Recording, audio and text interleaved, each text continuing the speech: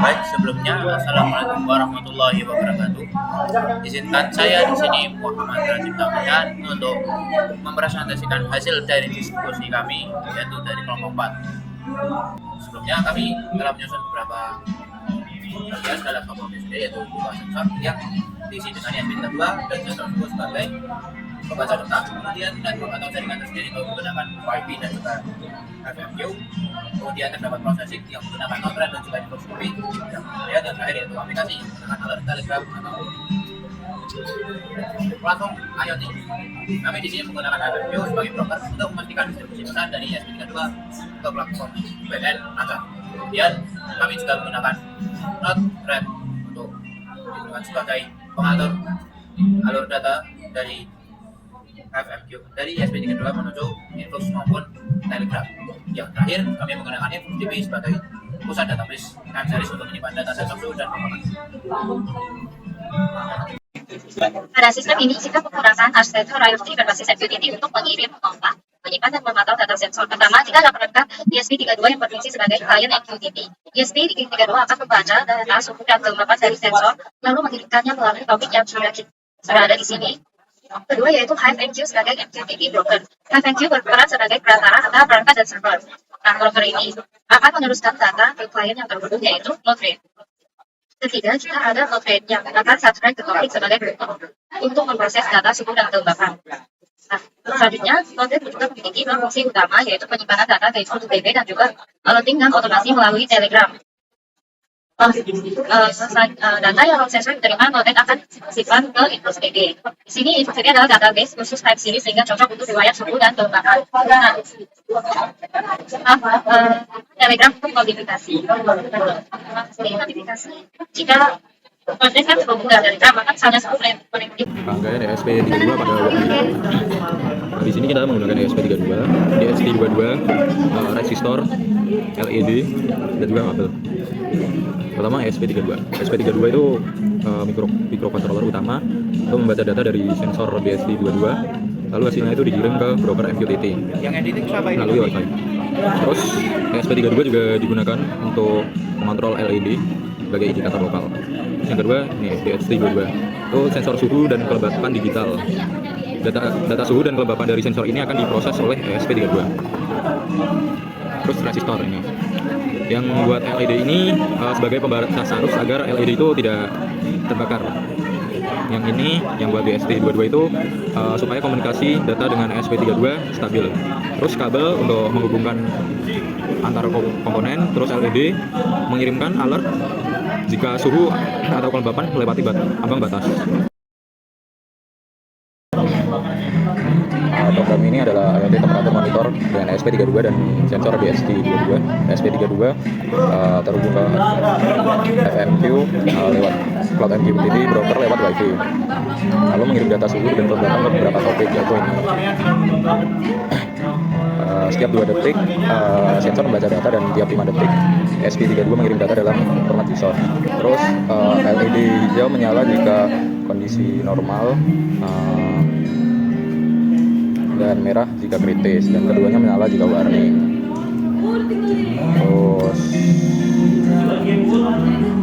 ini jika suhu di atas 40 derajat atau kelembapan di bawah 30 derajat, ESP32 otomatis mengirim alert saat kondisi normal kembali dikirim pesan pengiriman. Selain itu dari Node-RED kita bisa kirim perintah untuk menyalakan LED atau meminta status perangkat. Dengan kode ini kita punya sistem IoT lengkap monitoring real time, kontrol jarak jauh, dan notifikasi darurat. Oke, di sini saya jelasin sedikit aja ya tentang detail dari Node-RED ini. Di sini kita mempunyai ESP32 sensor data. Secara garis besar di sini siapapun yang memiliki node ungu keputih-putihan pasti menjadi perwakilan dari HiveMQ Cloud, di mana bakal subscribe ke single topik, di mana masing-masing node mempunyai topik tersendiri. Di sini kita memiliki contoh ESP32 sensor data yang mana subscribe ke topik IoT_4/sensor_data.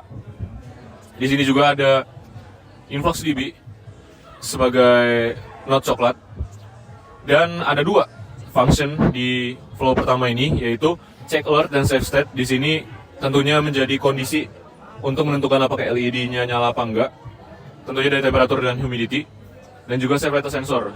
Di sini fungsinya agar ketika request-nya terlalu banyak dari user, tetapi data yang dari sensor baru saja di-generate, user akan dikirimkan data yang baru saja di-generate itu, bukan error code atau proses yang lagi diambil dari walkie-nya. Dan outputnya nanti bakal ke Telegram atau bot juga kontrol ke ESP32. Lanjut kita ke yang kedua, yaitu Telegram comments dan handle Telegram ini. Di sini kita mempunyai 4 comments, yaitu start, help, status, dan juga last 5.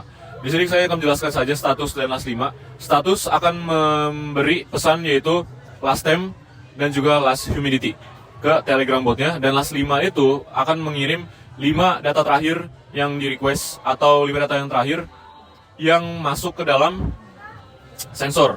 Setelah itu kita masuk ke yang terakhir, yaitu flow untuk dashboard.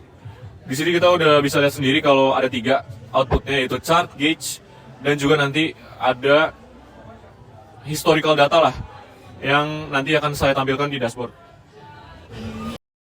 Oke, sekarang kita masuk ke demo aplikasi. Secara singkat, di sini saya udah nyalain InfluxDB dan juga Node-RED secara lokal. Di sini kita bisa ngelihat kalau walkie-nya udah juga dijalanin. Temperatur sekarang di 26,7 dan humidity-nya di 37,5. Dan ada beberapa data yang sudah masuk ke chart. Kita coba naikkan sedikit ke 30,1. Dan karena sudah mencapai ambang batas, tentunya LED-nya bakal nyala ke warna merah. Dan ada sedikit perubahan selama chartnya berlangsung. Di sini kita coba turunkan sedikit sehingga ada terjadi penurunan di dalam dashboard ya. Jadi 25,9. Oke, kita lanjut ke Telegram. Secara singkat kita start. Botnya sudah aktif. Setelah itu kita coba cek status. Status ini menunjukkan 25,9 Celcius secara status terkini, dan kelembabannya juga sama. Kita coba cek last 5.